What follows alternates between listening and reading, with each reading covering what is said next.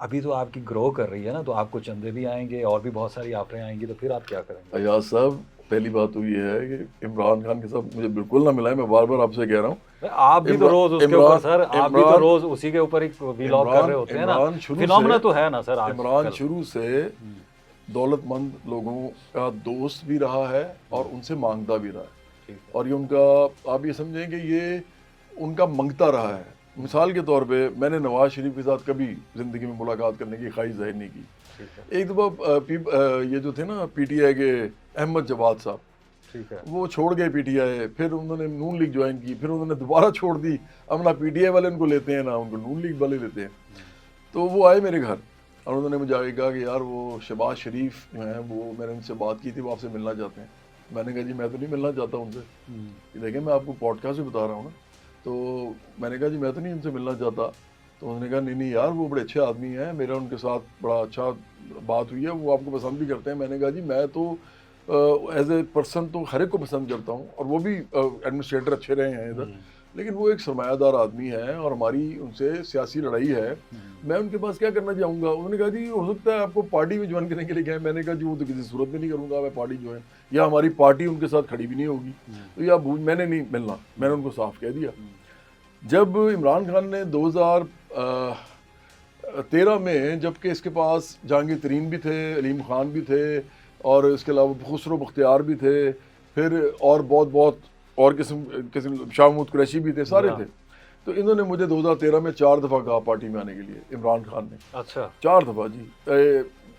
ایک دفعہ تو لیاقت بلوچ میرے ساتھ بیٹھے تھے اور وہ گواہ ہیں اس بات کے۔ لیاقت بلوچ نے ایک دفعہ میرے سامنے کسی کو بتایا بھی کہ یار یہ تو جواد صاحب نے تو عمران کو میرے سامنے انکار کر دیا تھا۔ تو یہ وہ آپ سے پوچھ بھی لیجیے گا کس دن۔ میں نے 2013 میں اگر جوائن کرنی ہوتی یہ تحریک انصاف، تو میرے لیے وہ اس لیے گولڈن موقع تھا کیونکہ مجھے پتا تھا کہ اس وقت ان کے اوپر آشیرواد ہے کسی کا۔ دیکھیں نا، تو جلسوں سے چل رہا تھا پتا، وہ تو ان کے دھرنوں سے پتہ چل رہا تھا، ان کی جس طرح کی اٹھان تھی، میڈیا پر نظر آ رہے تھے، سوشل میڈیا پہ ہر طرف۔ تو میں نے تو نہیں جوائن کیا، اور میں 2018 تک بیٹھا رہا اسی طرح۔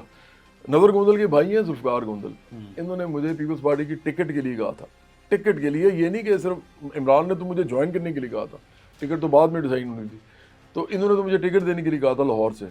اور تیسرے احسن اقبال صاحب تو بہت بڑے آدمی ہیں، اس وقت بھی ہیں، مطلب ہمارے اور ڈیسنٹ آدمی ہیں، اکیڈیمک قسم کے آدمی ہیں، اور میں اس لحاظ سے ان کی عزت بھی کرتا ہوں۔ حالانکہ میرا ان سے نظریاتی اختلاف ہے، وہ جماعت اسلامی کے تھے، ہم پروگریسو لوگ ہیں، ہم لیفٹ کے لوگ ہیں، ان کو بھی پتہ ہے اس بات کا۔ لیکن احسن اقبال میرے گھر آئے تھے، وہ انہوں نے آ کے مجھ سے میرے گھر میں میرے والد صاحب کے ساتھ ملاقات کی تھی، اور میرے سے انہوں نے کہا تھا نون لیگ جوائن کریں۔ تو دیکھیں میں نے تو نہیں جوائن کی نا۔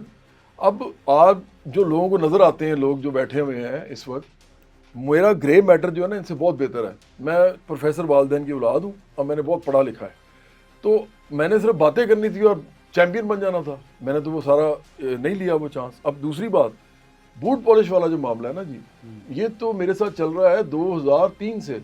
2003 میں جو پرویز مشرف صاحب نے، ایکچولی پرویز مشرف صاحب نے پہلا مجھے ایوارڈ دیا تھا 2004 میں، تمغہ امتیاز صدارتی ایوارڈ تھا۔ اس کے بعد انہوں نے دوسرا ایوارڈ مجھے دیا 2006 میں۔ یہ بھی اسی طرح کا تمغہ تو نہیں تھا جو ابھی ملا؟ نہیں، اس زمانے میں تمغے دھیان سے ملتے تھے، اس وقت تو واویلا بھی نہیں ہوتا تھا۔ تو دیکھیں نا میرا کام بھی تو اتنا زیادہ تھا نا، مجھے بھی ملا، شہزاد روئے کو بھی ملا، اور لوگوں کو ملا، دیکا کیانی کو بھی ملا، ابرار الحق کو بھی ملا۔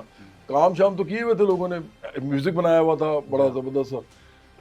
تو پھر 2006 میں انہوں نے مجھے 17 سار دیا، جو کہ زلزلے اور سیلابوں کے اوپر کام کرنے کے لیے تھا۔ اور تیسرا میرے پاس 3 صدارتی ایوارڈ ہیں۔ تیسرا میرا جو ہے ممنون حسین نے دیا 2016 میں، انہوں نے مجھے ہیومن رائٹس ایوارڈ دیا، وہ بھی صدارتی ایوارڈ تھا۔ مسئلہ یہ ہے کہ کیا 2003 میں ایوارڈ سے بھی پہلے مجھے کہا گیا آگے کہ آپ اس طرح کریں کہ آپ نا کوئی بتائیں کہ کیا کرنا چاہتے ہیں، ہم آپ کو سپورٹ کرتے ہیں۔ اب گورنمنٹ بھی انہیں کی تھی، کن کی گورنمنٹ تھی؟ پرویز مشرف کی گورنمنٹ، کس کی گورنمنٹ تھی؟ محمد علی درانی جو تھے، وہ اس زمانے میں ہم نے تعلیم پہ کام کیا تھا، اور محمد علی درانی بہت اسٹرانگ وزیر تھے، آپ کو پتہ ہے۔ تو انہوں نے مجھے میرا جو تعلیم فرول کا فیتا کاٹا تھا آگے، جب ہم نے پہلے اسکول بنائے تھے چونیا میں، 10 اسکول بنائے تھے ہم نے غریبوں کے لیے۔ تو انہوں نے ان کے ہوتے ہوئے بھی اور پھر مجھے ڈائریکٹلی آ رہی تھیں آفرز. میں نے کہا جی بھائی میں میوزک کر رہا ہوں, میں نے ایسا کوئی کام نہیں کرنا. انہوں نے کہا بڑے بڑے کام کریں, ہم آپ کو سپورٹ کرتے ہیں.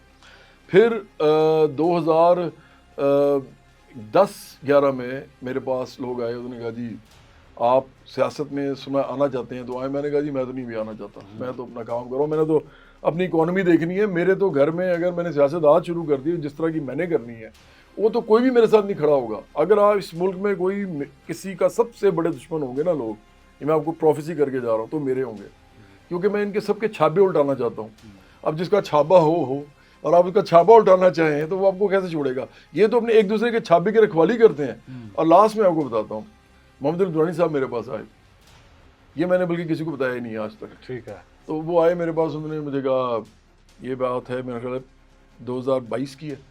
انہوں نے کہا یار جواد میں جا رہا ہوں تو مجھے بتائیں کچھ کرنا ہے. میں نے کہا جی کچھ نہیں کرنا, تھینک یو ویری مچ.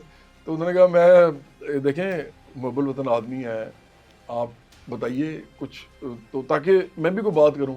میں نے کہا جی آپ کی جو بات ہوتی ہے آپ کی اپنی ہے, میں نے کوئی بات آپ کو نہیں کرنی, اور جب بھی آپ کی جو بھی آپ کو جواب ملتا ہے وہی مجھے ویسے بتا دیجیے گا, لیکن میری طرف سے کوئی ایمان نہیں ہے.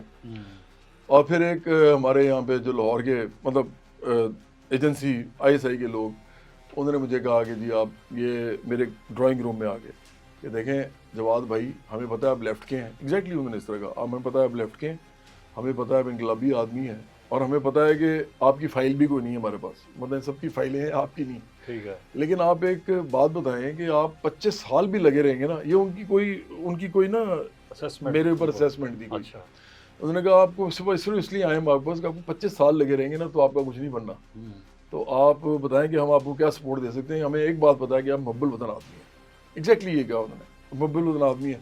میں نے ان کو بتایا کہا, میں نے ان سے کہا جی دیکھیں میں آپ کو بڑا پیار کرتا ہوں, میں نے آپ کے لیے ایک ایسا گانا بھی گایا ہوا ہے لازوال او میرے یار تو میرا پیار, آرم فورسز کے لیے, اور میں بہت محبت کرتا ہوں آپ سے. اور آپ کے جو زلزلوں سیلابوں ان کے ساتھ میں نے آپ کے ساتھ چھانا پچھانا کام کر کے دیکھا ہوا ہے, آپ کتنی اسٹرگل کرتے ہیں.